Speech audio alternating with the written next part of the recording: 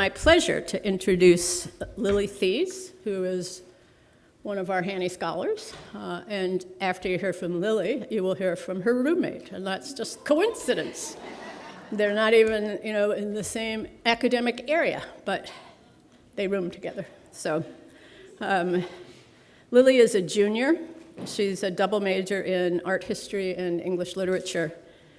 She came to Willamette intending to do creative writing, and then she took a course in Renaissance art history. So I don't know how many of you had the experience of changing your major after you actually took some courses, but I certainly did, and Lily did. She's very active. She's been an intern at the Bush House Museum, focusing on the archives and collections. For the Salem Art Association, she is curating an exhibition of a Portland artist's private collection. She is the president and editor of the Willamette Literary Magazine. I used to be able to read my writing. Just another thing that's gone by the wayside. And she plans to stay in academia after she graduates and eventually become a professor of art history. This particular presentation about the Zymoglyphic Museum grew out of another internship that she got through the art history department with the Zymoglyphic Museum in Portland. And yes, she will define it. She will tell you where it is. She'll tell you everything you need to know. So please welcome Lily Thies.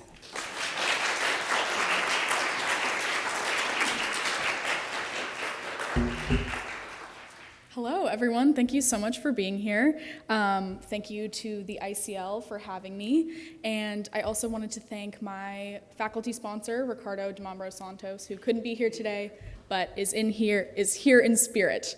Can you hear me better now? Is that good? Okay. So, my presentation is entitled Collection as Creation, an Art Historical Journey Through the Zymoglyphic Region. And this is part of my scholarship through the Hani program.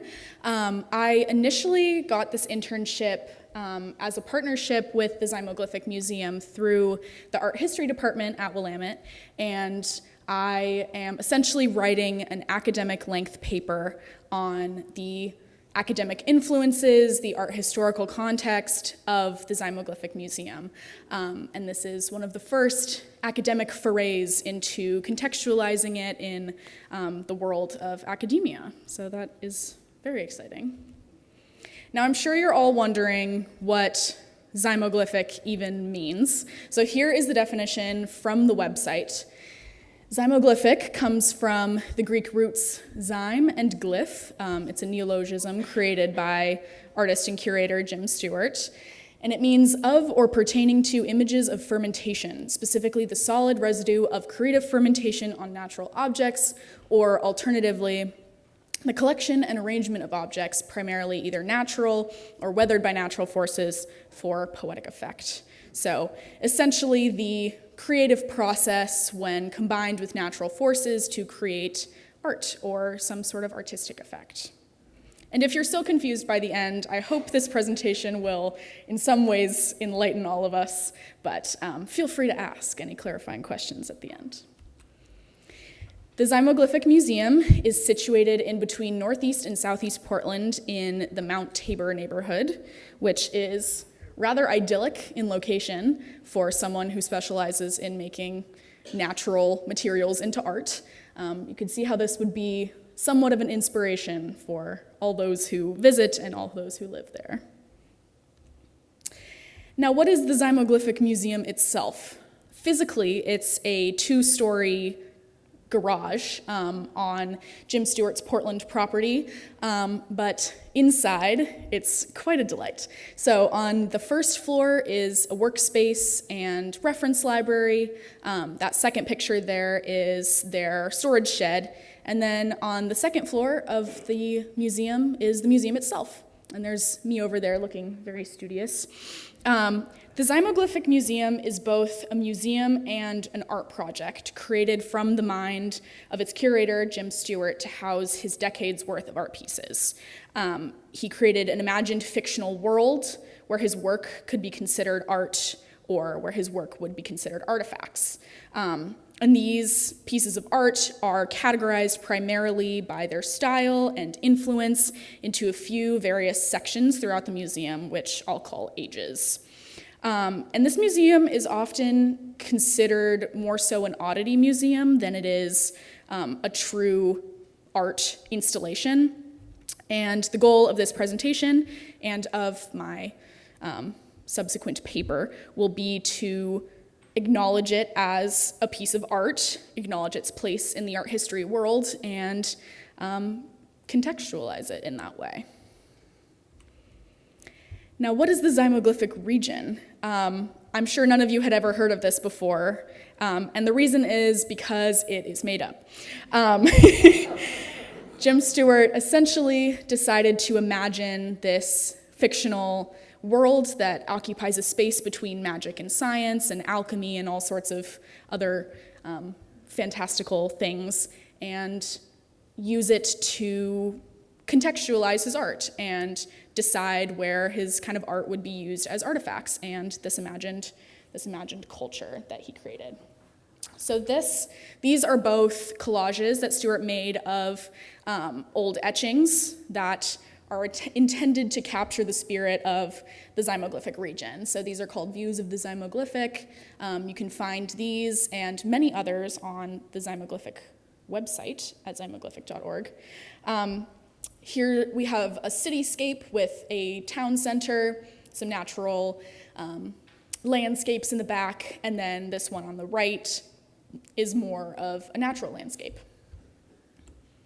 We've got another cityscape here, got some blimps and various other technological innovations and various different architectural styles. So you can kind of understand the heart and the environment of the Zymoglyphic region through these images. So I wanted to give you a visual aid to understand. And this, finally, is a view from the Mud Age, which is a prehistoric Zymoglyphic age, which doesn't have its own specific region or section in the museum, but is mentioned throughout various pieces of lore. The museum also has a collection of natural history objects, which Stewart imagined would be endemic to the Zymoglyphic region. So this over here is the Zymoglyphic mermaid, which is one of my favorite parts of the museum itself. And it's made from bits of dried fish and I think stingray, and manipulated, and eyes were glued on. And it just has this lovely, gracious smile that ushers visitors into the museum and welcomes them with open arms. So I think it's rather exciting. It's also kind of a hallmark of the museum and is used in much of its promotional material in the merch that you can buy in the museum store, which you should. And it's just a symbol of the Zymoglyphic region. Over on the right, we have the house fungus, which may appear to be a spiky plastic ball perched atop an orange peel, but is actually, according to Stewart, a houseplant that was popular during in the Zymoglyphic region because it would release hallucinogenic gases. And as you can see, this one has already done so. And then the happy fish, which is my favorite of all of the natural history objects. I'm going to read you this quote directly from the website. The happy fish, Piscotonius delightus, can be found clinging to rocky bottoms and fast-moving waters. Its rough exterior camouflages it well. It might be confused with a random selection of seaweed. Its happy demeanor is thought to be due to its lack of internal organs. Its watery environment just passes right through it. So you can kind of get a sense of the irony and the humor and the heart present in the Zymoglyphic Museum, just so that you guys don't think that it's taking itself too seriously. It most certainly is not. So, who is Jim Stewart? He's here today. Jim Stewart is the artist behind the Zymoglyphic Museum.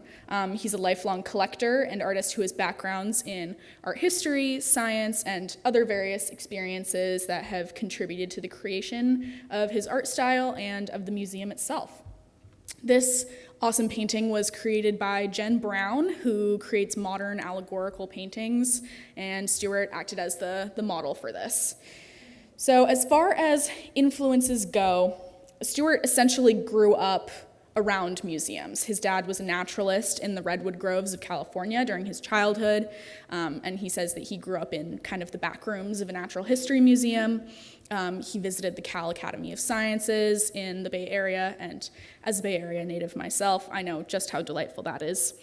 And he would create his own natural history museums with collections of naturalia, so rocks, fossils, arrowheads, locally found or bought animals. And this was in part influenced by Superman's Fortress of Solitude, in which there was an alien zoo. Stewart says that he created or found a rainbow jewel from another planet, which may or may not have been a lump of melted plastic, but was either way very fanciful. And then later on in his life, when he joined the Open Studios program in San Francisco between 1889 and 1993, he advertised his work as exhibits from some imaginary natural history museum. So you can see the seeds of the Zymoglyphic being sown there. And then he also collected things such as stamps, languages, which would connect him to faraway worlds, and was influenced by various travel experiences, such as notably the Oceanographic Museum in Monaco, where he saw a giant spider crab mounted on a wall, and the Seattle World's Fair in 1962, which introduced him to the fanciful sides of science. As far as educational influences, he drifted away from the sciences in school and focused more so on literature and soft sciences, but still was involved in the art world as he created various ironic displays of art with some of his friends in college. He also married an artist, Judith Hoffman. One of his first dioramas was created to house some of her fish. This is an example of one of them. She makes artist books with jewelry techniques and other found and purchased materials. So the fish who swims in the sky is an example of that, and then also Spirits Under Glass, which is a collection of pinhole camera photographs taken of the Zymoglyphic Museum, and you can actually see that in the museum itself.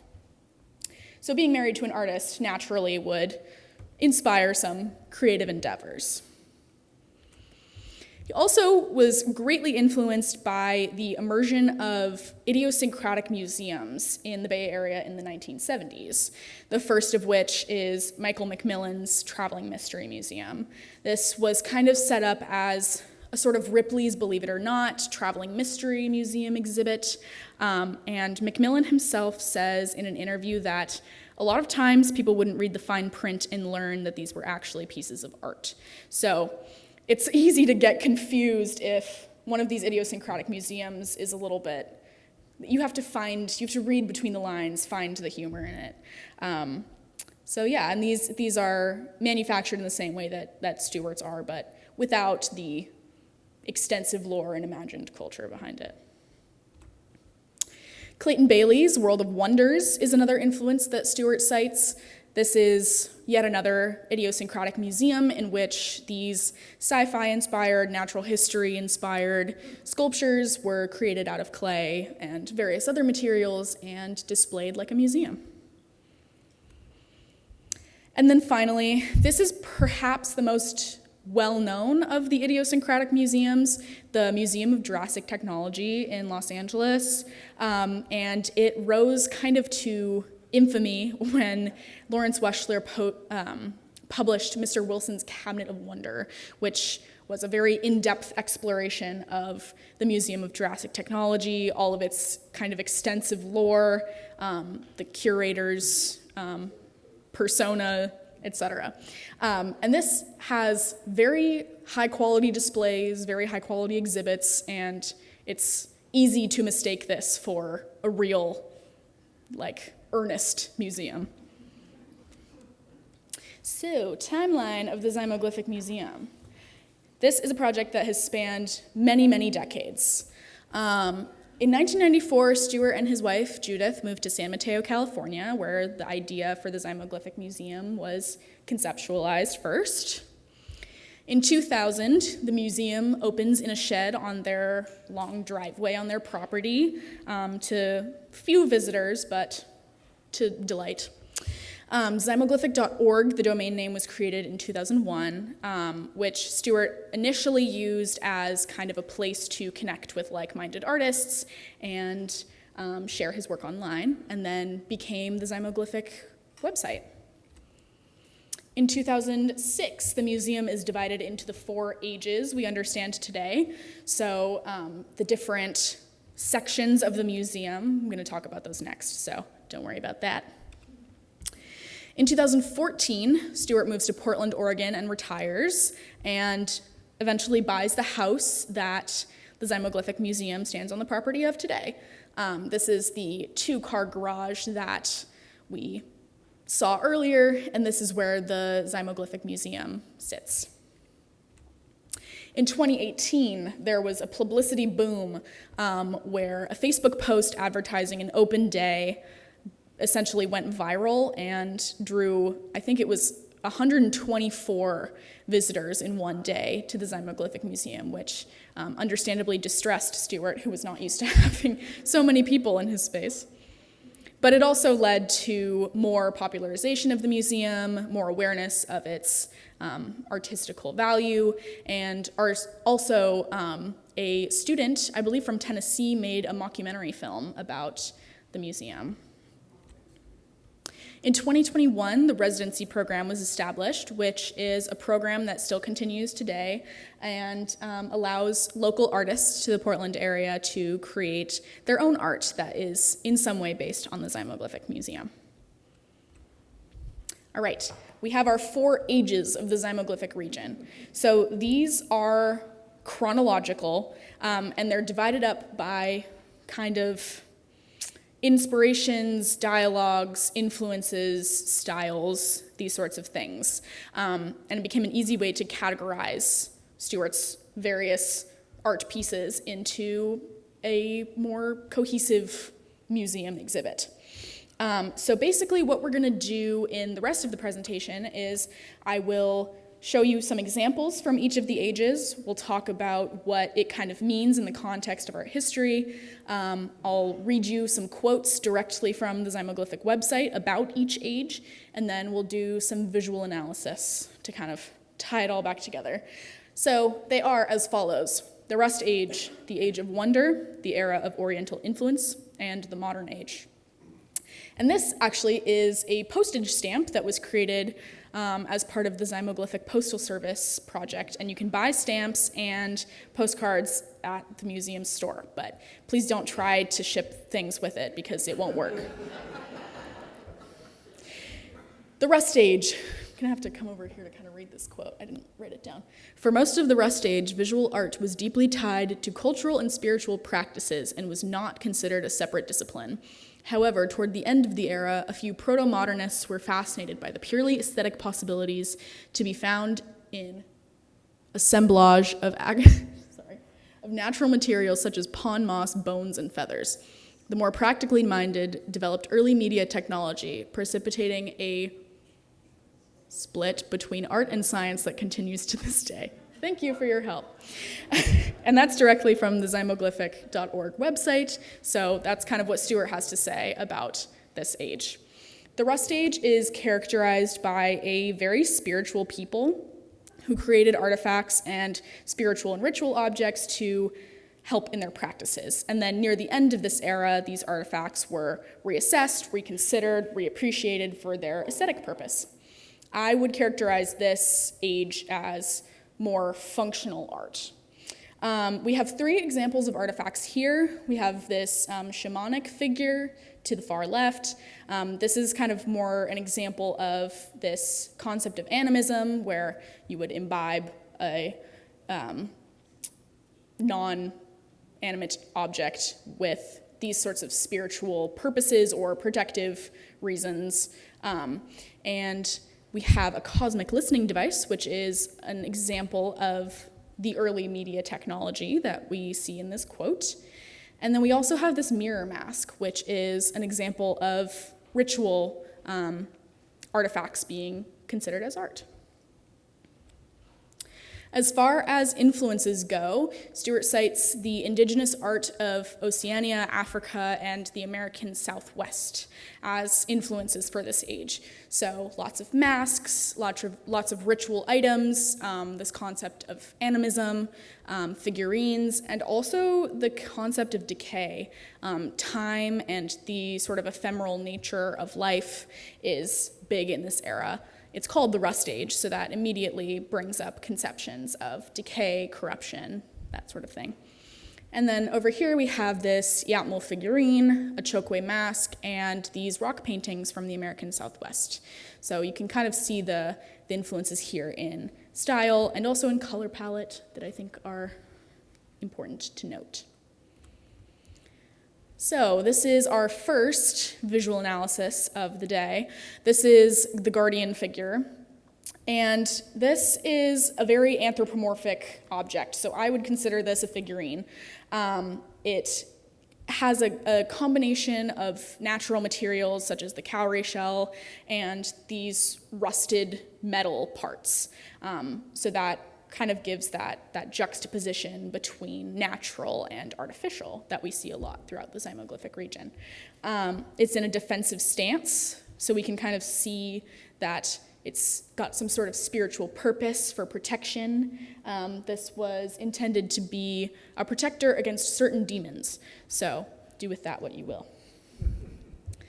Next, on to the Age of Wonder. I'm just going to pull this over here. The discovery of oil in the Zymoglyphic region spelled an end to the Rust Age, freeing up the rusted wheels of progress and ushering in the Age of Wonder. This was a marvelous time of technological innovation, discovery, and exploration. The creative focus shifted from the uncertainties of the next world to the wondrousness of the world around us, making meaning from the juxtaposition of objects. Once again, that's directly from the Zymoglyphic website, so that's what Stewart has to say.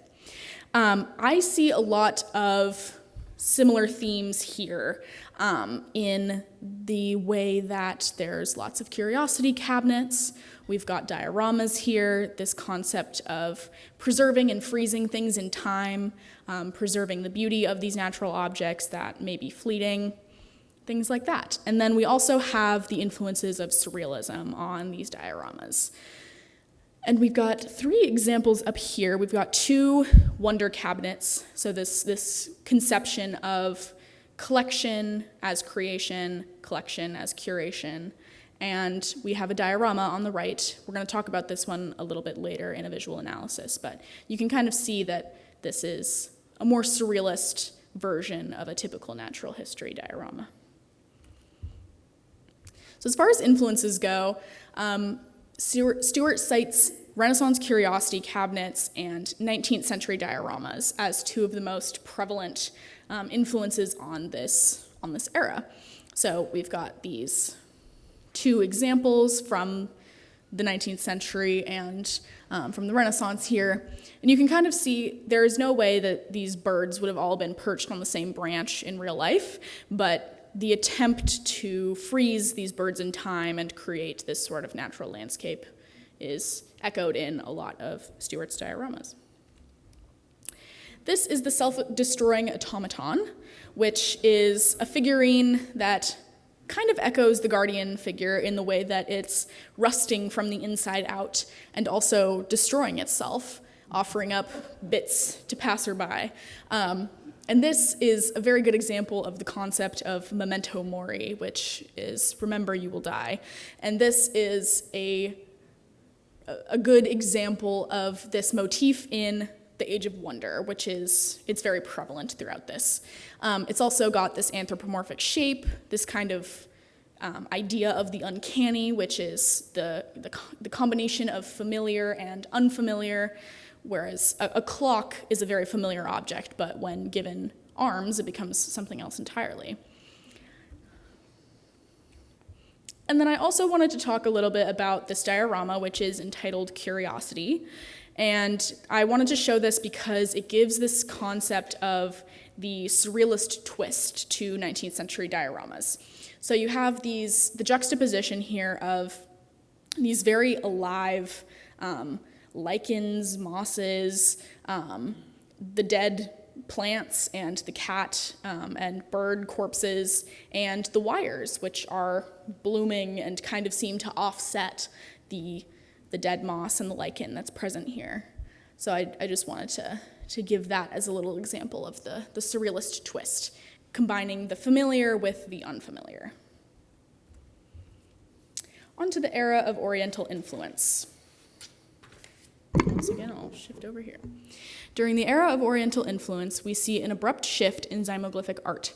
Instead of the highly complex arrangements of the dioramas, there is a return to simple arrangements of dried fruit, rocks, and sticks. This trend reaches its extreme in the art of viewing stones, which consists simply of selecting and positioning a small natural object which is worthy of contemplation, then putting it on a stand. Sorry. So in this era, we have a big focus on nature as art. So essentially taking something out of its natural habitat, viewing it as worthy of contemplation, placing it on a stand, and having it to look at. There's also a big focus on display here, where we have these stands that create a balanced visual weight, this idea of intention within the displays. And I think that's very important to consider.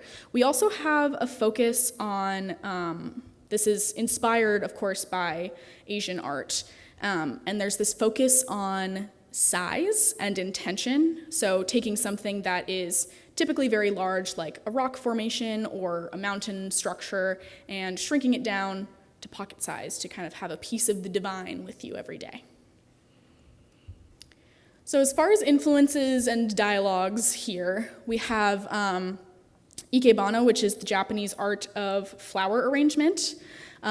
We also see influences from suiseki, which is the Japanese art of viewing stones. This originally came from China, but is a big part of Japanese culture. And then also bonsai. And all three of these things kind of encapsulate the idea of intention, which I think is really important to think about when we're thinking about this age. You also see that idea of intention in Japanese rock gardens, where it looks very haphazard or almost accidental, but every single stone, every single piece of flora or fauna is placed very, very intentionally. And we see that in the art of the era of Oriental influence. So here is a bubble plant cutting. It's okay if you haven't ever seen this before. I'm going to explain it. So essentially, this is a plant that's endemic to the Zymoglyphic region, and it really encapsulates this idea of wabi-sabi, which is a Japanese term that means rustic simplicity.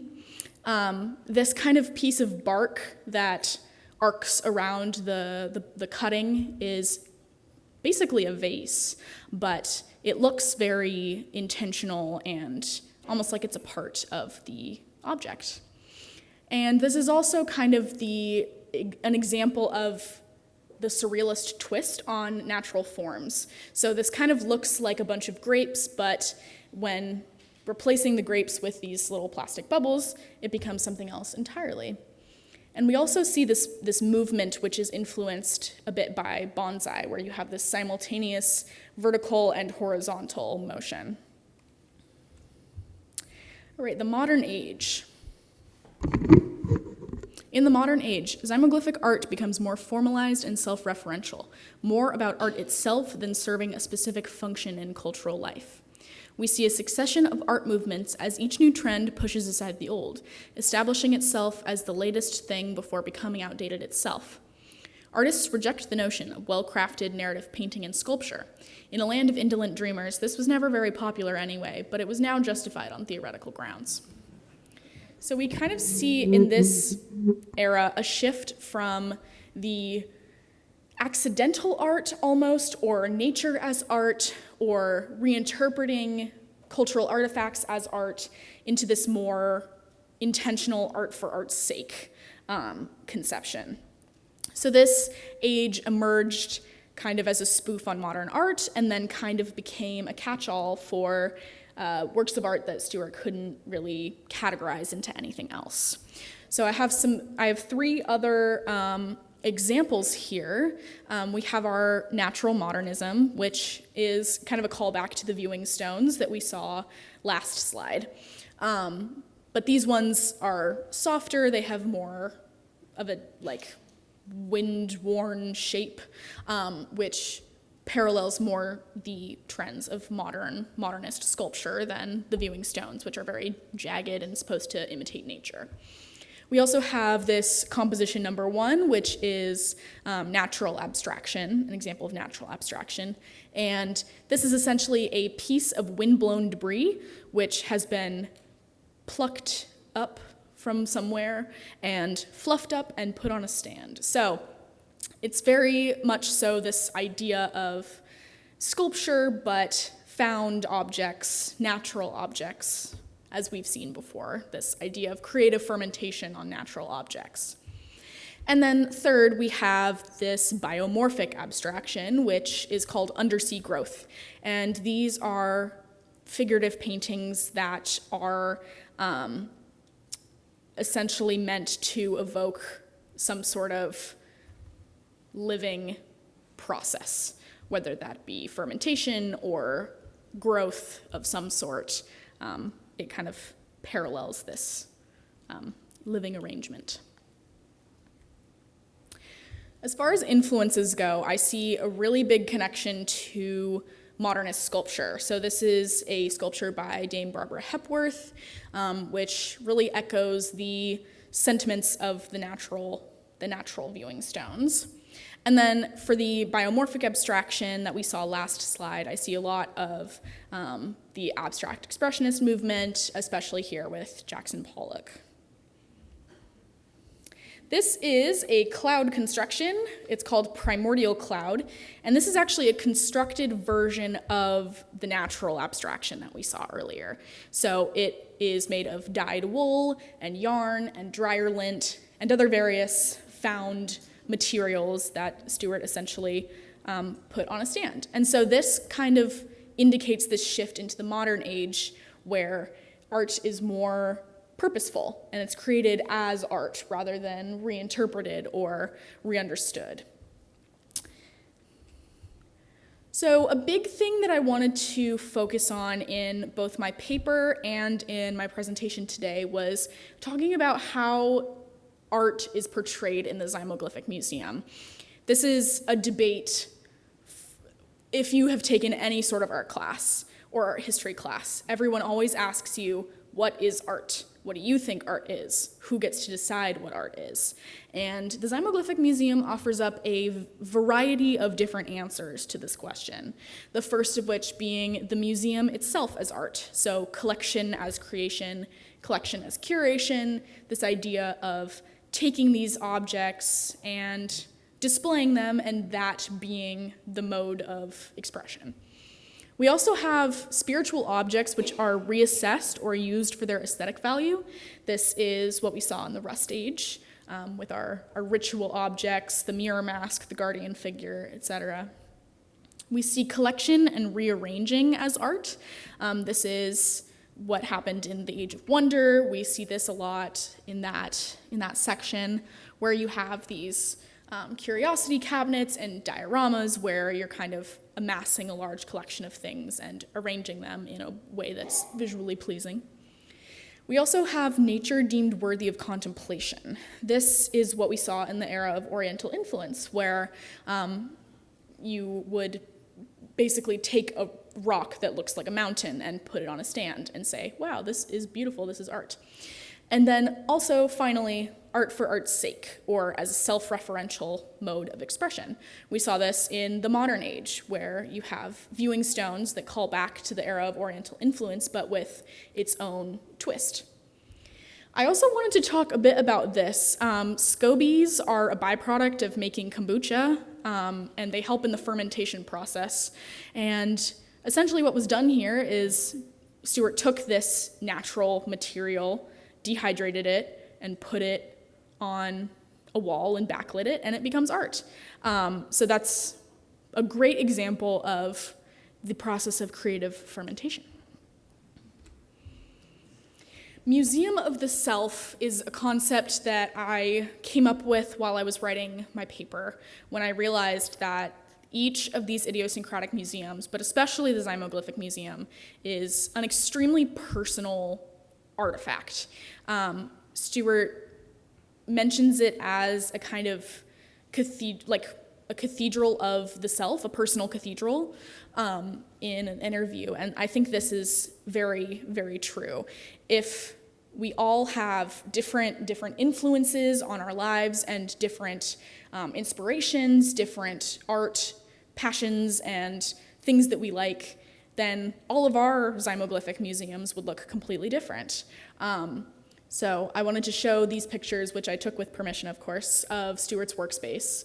This is on the first floor of the Zymoglyphic Museum, and you see it as you walk in. So it's sort of a reminder that this is not only a place where you go to see cool artifacts and fun art, but this is also an artifact of someone's life and all of the experiences that they've had and all of the life they've lived. Why is the Zymoglyphic Museum important? Why am I standing up here talking to you about it today? Firstly, it challenges the notions of what art is and what it can be. This is really a really important thing when you're talking about the academic contexts of a place like this, a museum like this, is what does it teach us about what art is, and what can it help us learn?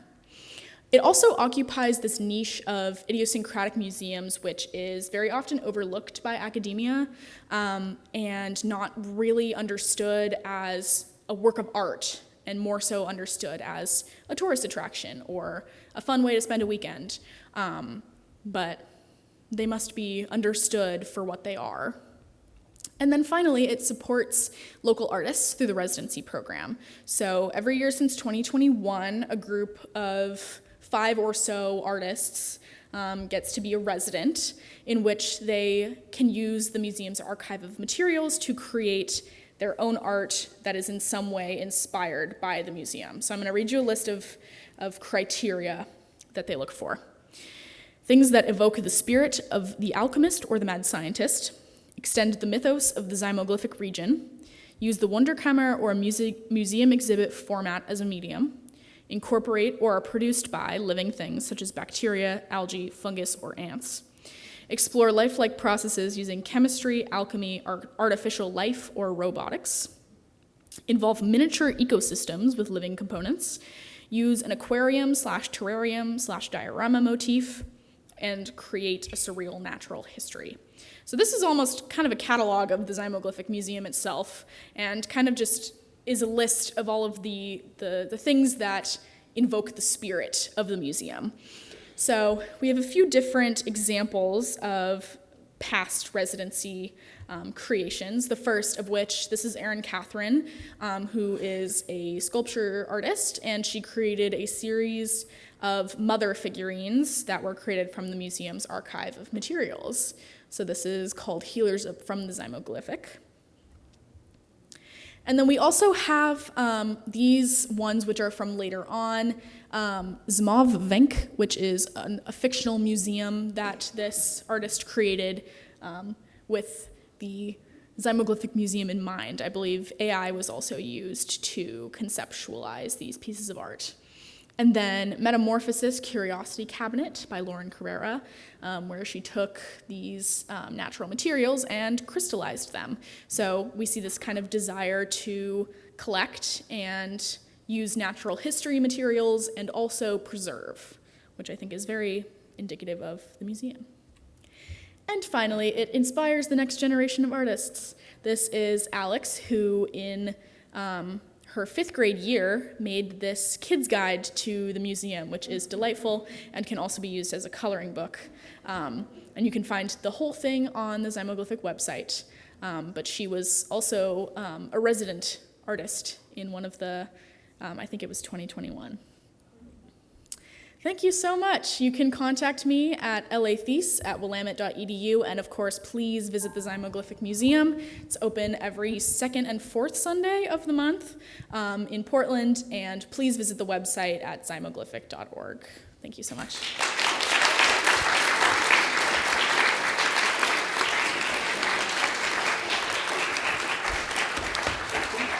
Yes, please.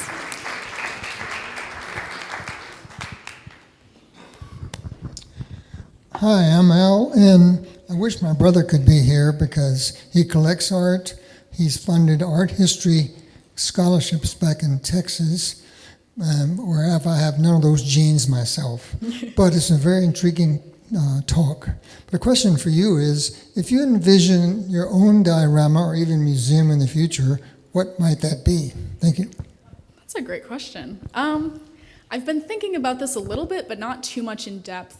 I really like surrealism, so I would probably have a lot of like weird little objects in there, like clocks with hands, or like melting things, or paintings that have like people with dog heads, things like that. Yes. Thank you for the presentation. I appreciate that. Uh-oh. Am I speaking too close? Okay. My question to you has to do with technology today and artificial intelligence, because I participated in a lecture discussion this morning on AI and how fast it's changing and how it will change the jobs of professors and teaching. And my understanding is that in your future you'd like to get a PhD in art history. How will AI replace what you're capable of doing, and how will you take that and your passion and do something with that? That's a good question. Very, very definitely relevant to our modern day.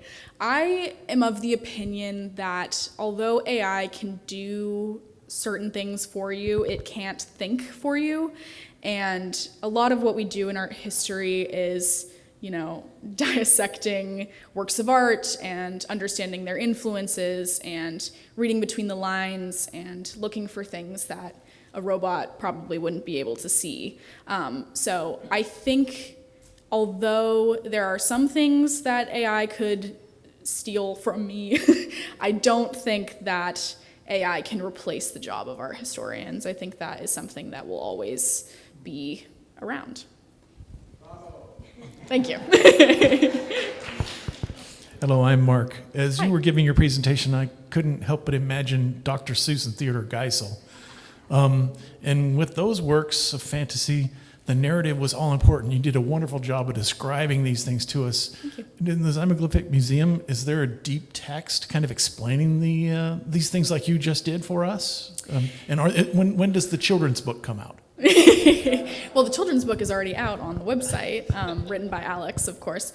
But the Zymoglyphic Museum, more so, there is a lot of lore that you can find on the website, but the impression that I've got is that Stuart kind of just wants you to let your imagination run wild and kind of come up with your own conceptions of what it all means. But you can definitely find information about the ages and what inspired them on the website at zymoglyphic.org.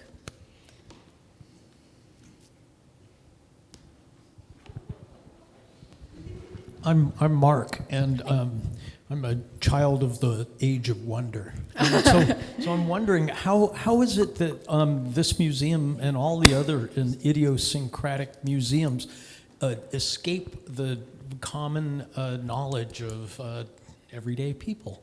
And That's a great question. I look at that and I can't imagine how that escaped an episode of Portlandia. Well, that's almost the issue, is that they're in the mainstream as like oddity museums or more so tourist attractions as opposed to art. So to answer your question, I would say that most people aren't willing to read between the lines and understand that these are works of art and deserve to be studied and acknowledged as such. So yeah, but hopefully, like as time goes on and more kind of academic fields are looking at these idiosyncratic museums, I think that will be a great step towards, acknowledging their place in the art world. Thank you for this awesome talk, Lily. Honestly, that answered a lot of what I was wondering about. Okay. Yeah, you talked a lot about, not a lot about, but you mentioned the influence of culture on these idiosyncratic museums, on these oddity museums. And I was gonna ask, what influence do you think these museums have on culture? Or like, what influence do you think things like this have in the neighborhoods that they're in? Or yeah, take that question wherever you want. That's a good question. Thank you, Constance. My answer to that would be, I feel as if place and community have a really big role in these idiosyncratic museums.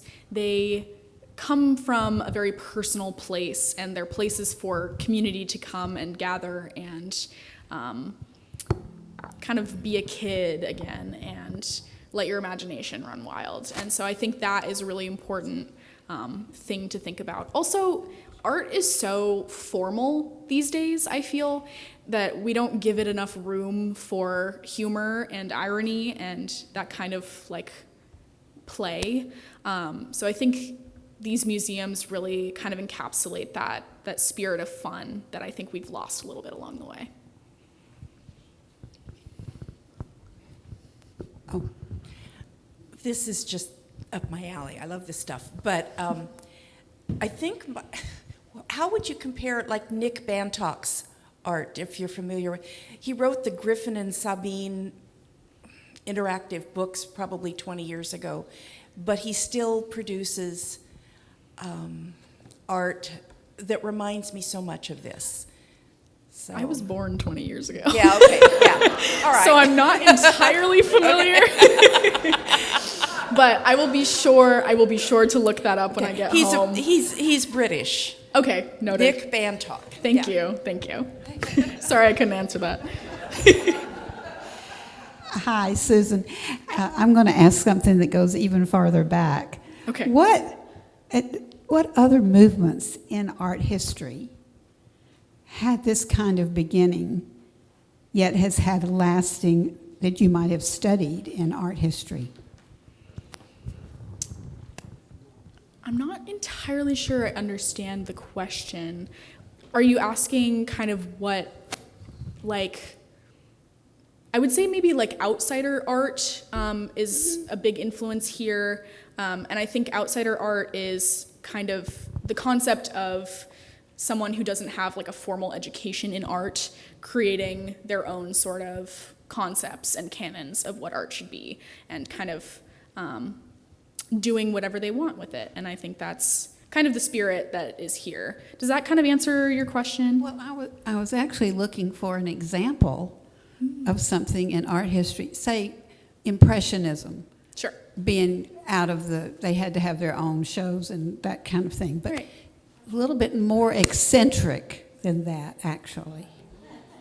Yeah, I'm not entirely sure. That's a really good question. I think any movement that's kind of arisen out of a lack of space. So like you say, Impressionism, it kind of emerged out of a place where someone wanted to create something that didn't already exist, and that these like canons of Renaissance and Greek kind of proportions and ideals and lighting design techniques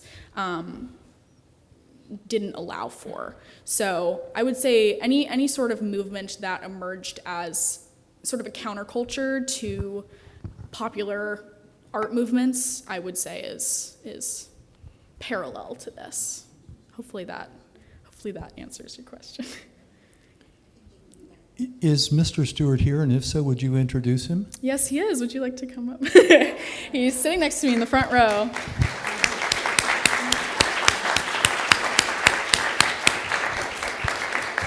It's a great honor to have him here, and I hope I didn't embarrass you too much by speaking about you directly looking at you. So, yeah. All right. Thank you very much. Thank you. It was wonderful. Great job. Great job.